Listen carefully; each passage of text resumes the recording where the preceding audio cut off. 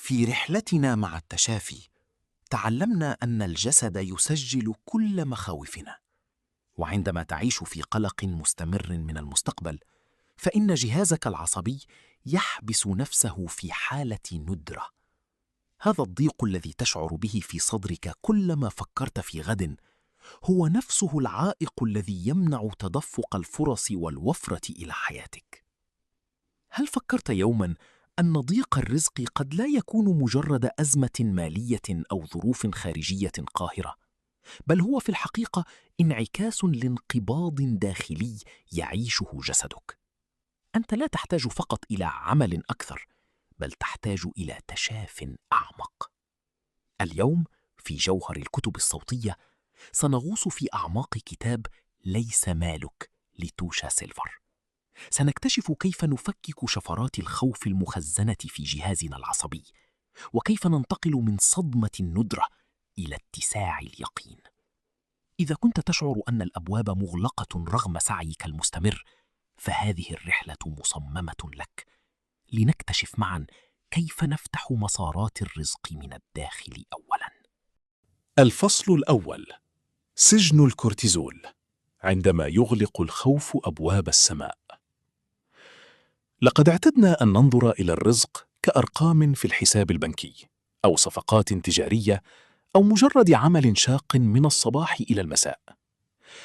لكن العلم اليوم وبصيرة الحكماء في كتاب ليس مالك يخبروننا بشيء صادم: رزقك يبدأ من كيمياء جسدك.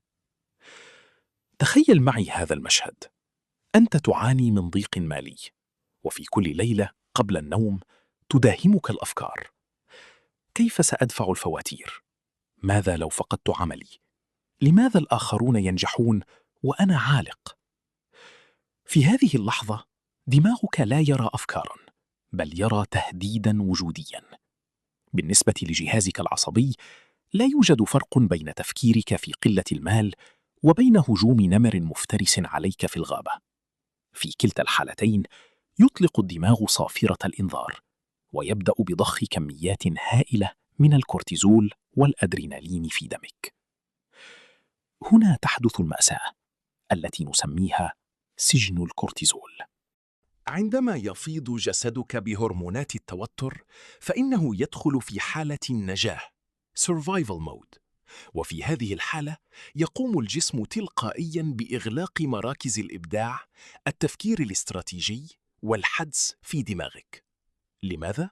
لأن النجاة من نمر مفترس لا تتطلب إبداعاً، بل تتطلب هرباً أو قتالاً.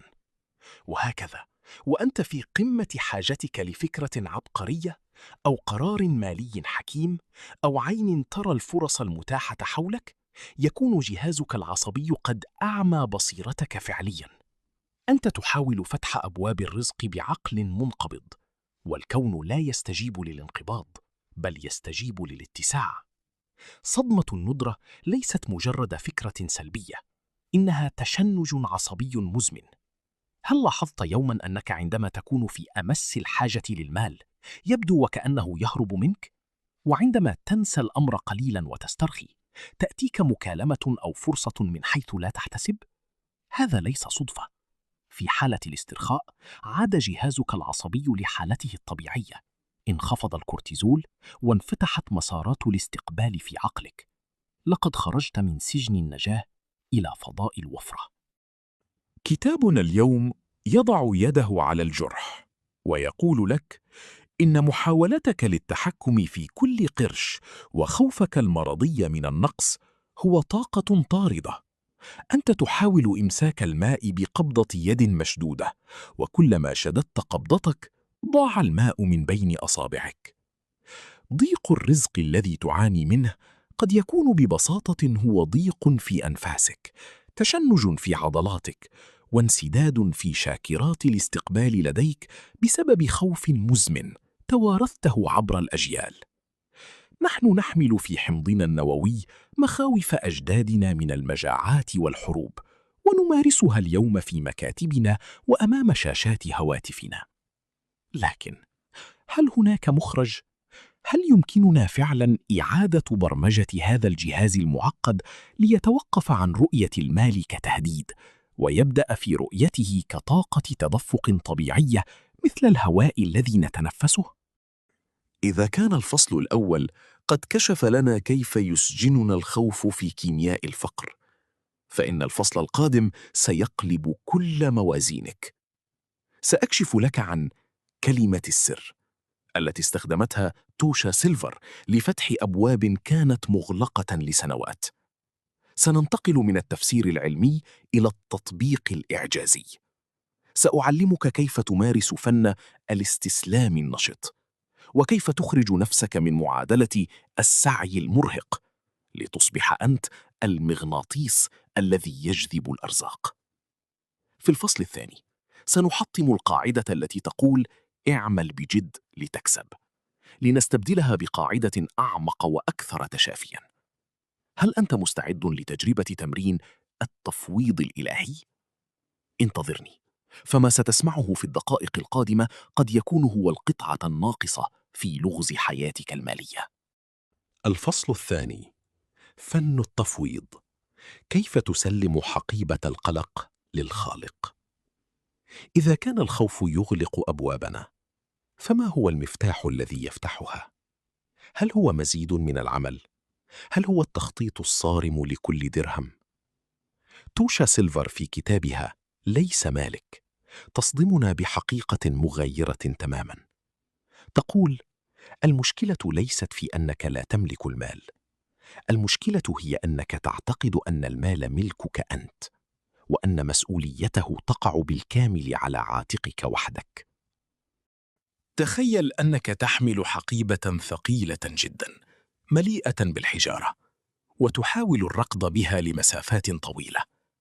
هذه الحقيبة هي هم الرزق.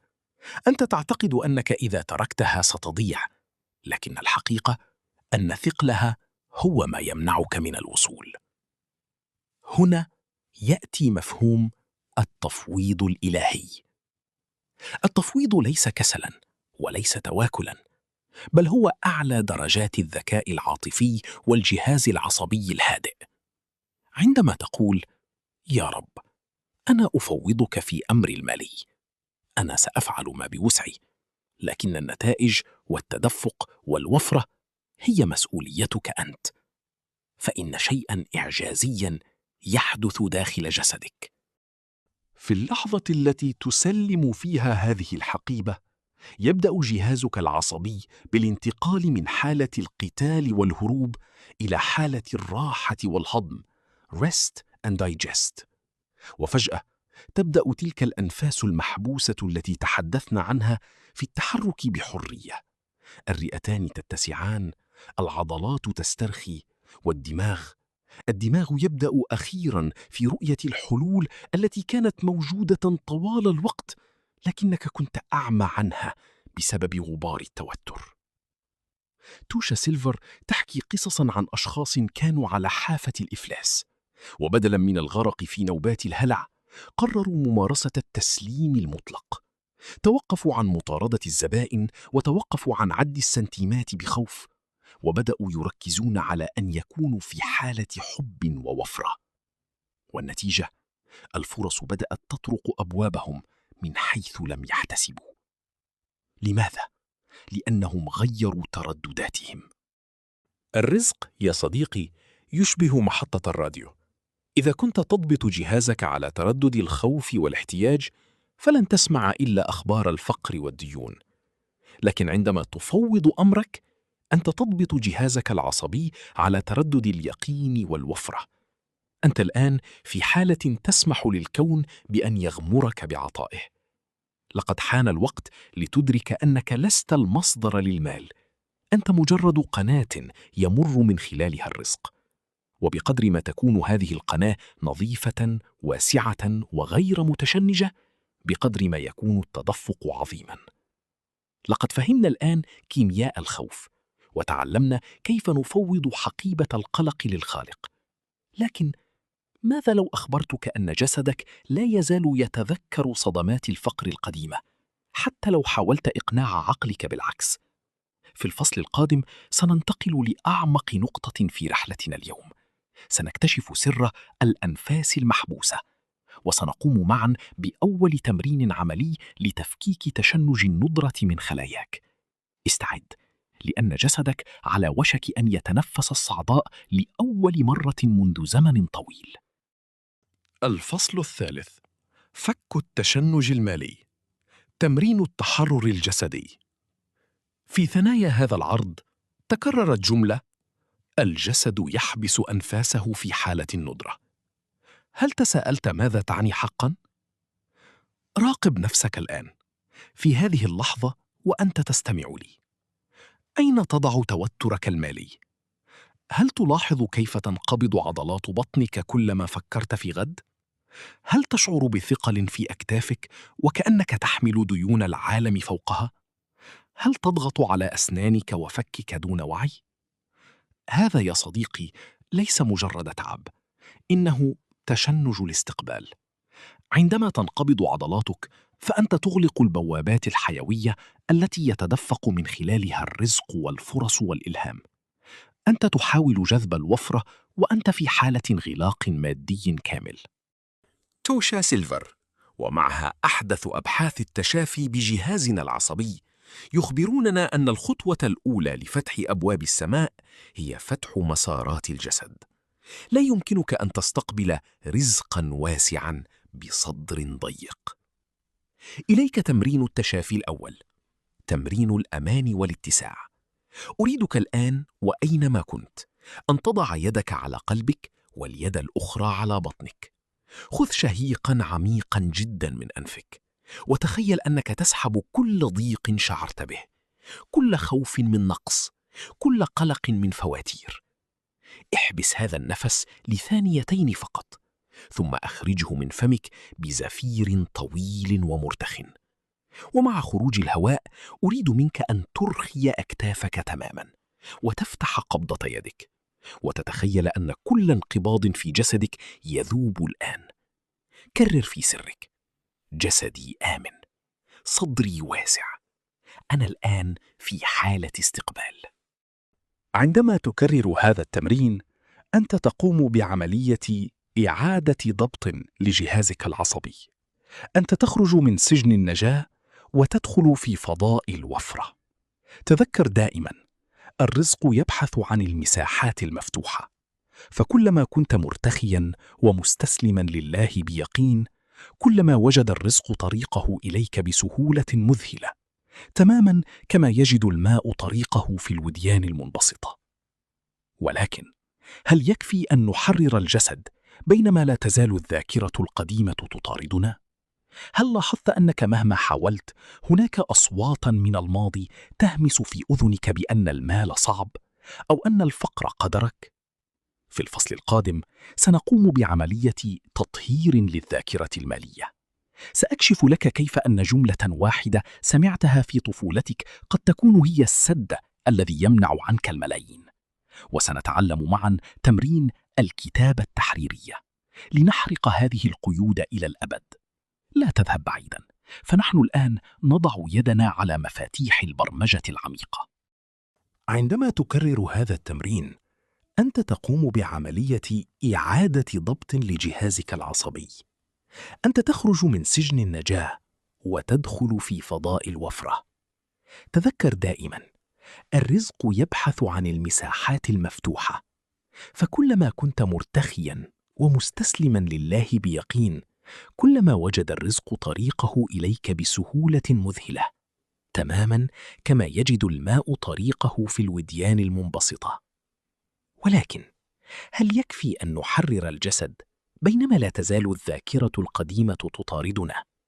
هل لاحظت أنك مهما حاولت هناك أصواتاً من الماضي تهمس في أذنك بأن المال صعب أو أن الفقر قدرك؟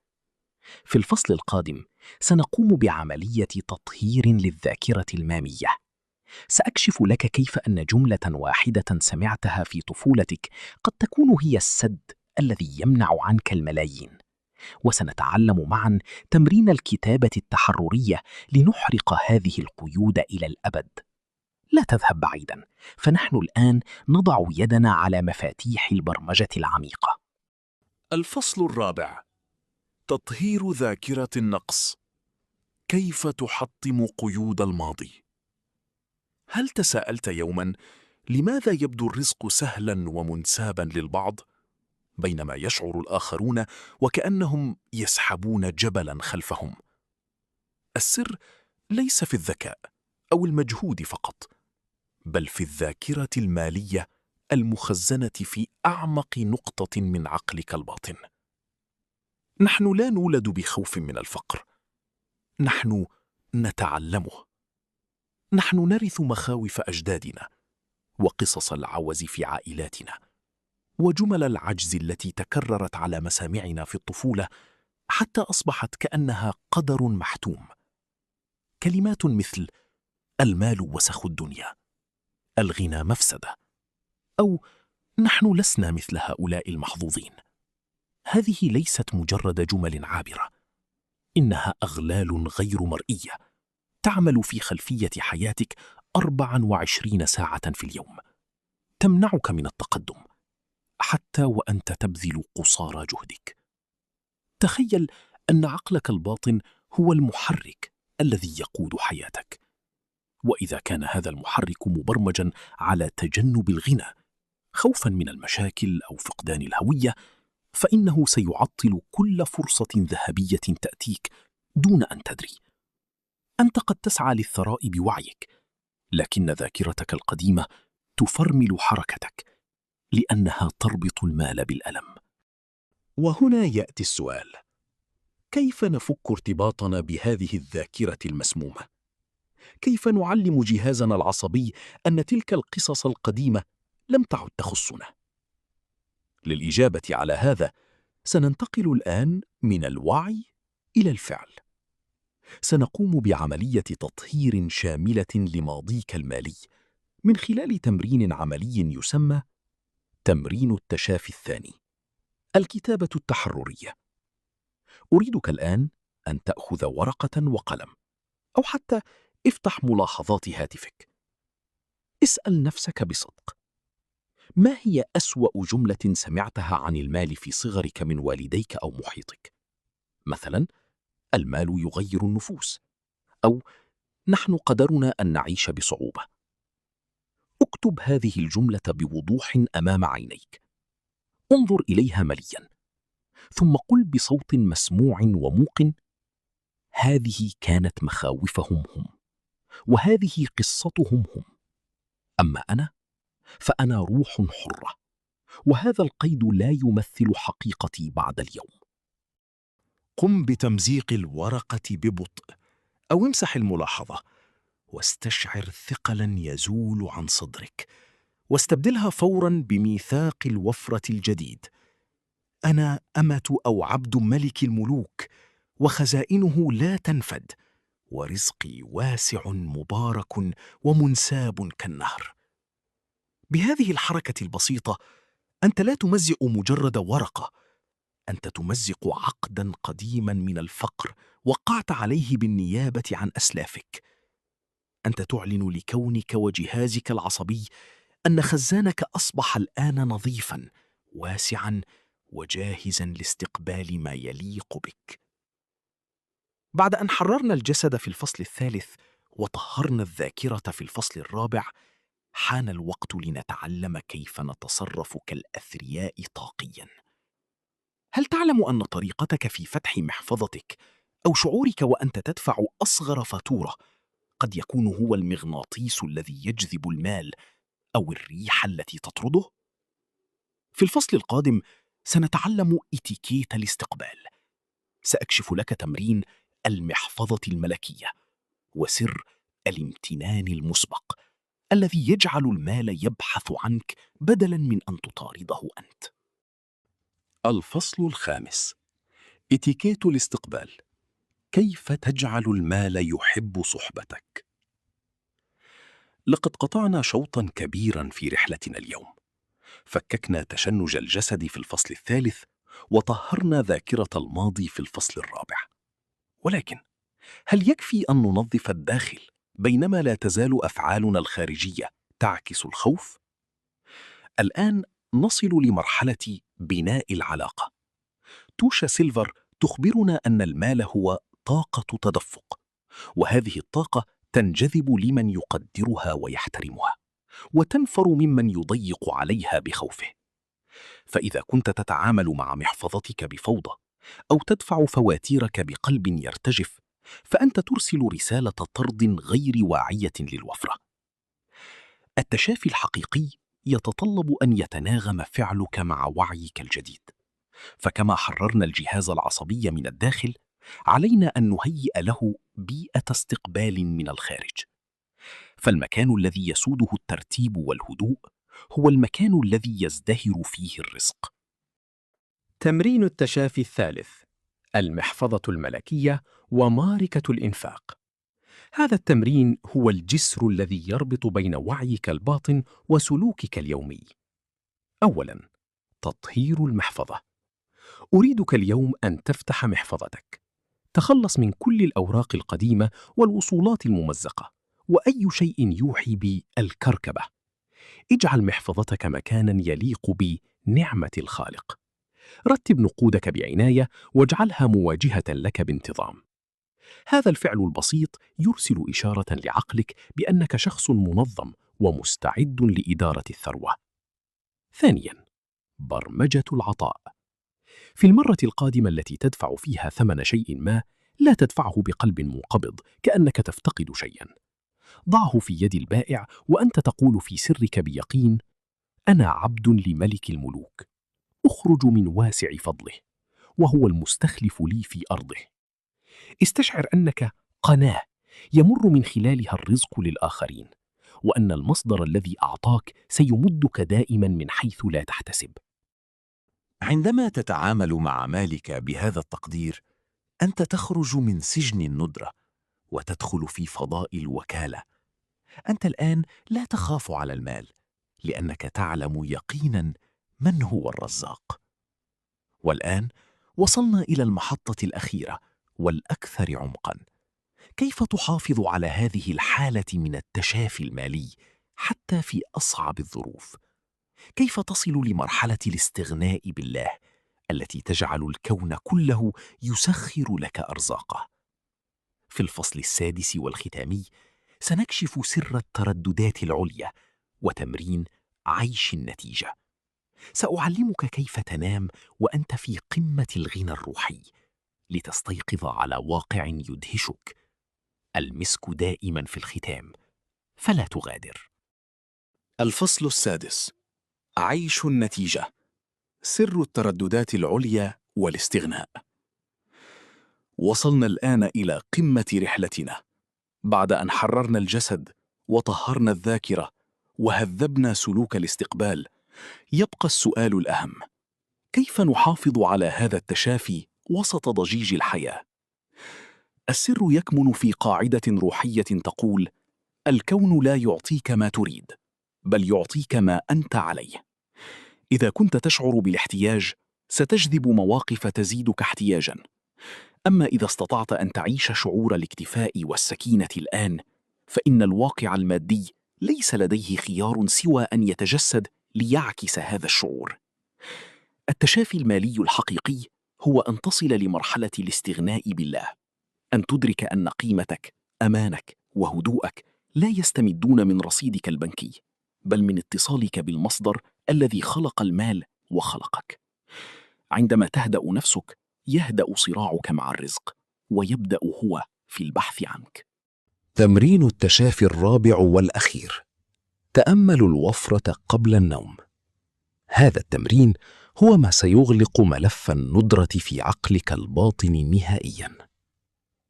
عندما تضع رأسك على الوسادة الليلة، لا تفكر في فواتير الغد ولا في ديون الأمس. غمض عينيك واستشعر أنك محاط برعاية إلهية لا تنام. تخيل أن رزقك القادم هو نهر يتدفق خلف بابك، ينتظر فقط أن تستيقظ لتفتحه بيقين. ردد بهدوء حتى يغلبك النعاس: أنا غني بفضل الله، مستغن بكرمه، آمن في كنف غناه. عندما تنام بهذا الشعور، أنت تعطي أمراً لجهازك العصبي بأن يستريح، ولعقلك الباطن بأن يبحث عن حلول وفرص بدلاً من مشاكل ومخاوف. أنت تنام وكيلاً وتستيقظ ملكاً. يا صديقي، رحلتنا اليوم في التشافي المالي لم تكن مجرد كلمات، بل كانت دعوة لاستعادة سلامك المفقود. تذكر دائما، ضيق الرزق هو مجرد إشارة لتوسيع الوعي. لقد مررنا عبر 6 فصول، من سجن الخوف إلى فضاء اليقين، والآن الكرة في ملعبك. ابدأ بتنفيذ تمرين واحد من التي ذكرناها اليوم، وراقب كيف سيتغير عالمك. سؤالي لك الآن: أي فصل من هذه الفصول ال6 شعرت أنه يلمس جرحك المالي أكثر من غيره؟ شاركنا قصتك أو تجربتك في التعليقات، فنحن هنا لندعم بعضنا في هذه الرحلة. ولا تنسى الإعجاب بالفيديو والاشتراك في جوهر الكتب الصوتية إذا كنت تشعر أن هذه الرحلة قد أضافت لروحك شيئاً جديداً. دمتم في حفظ الله وفي اتساع دائم من رزقه وفضله.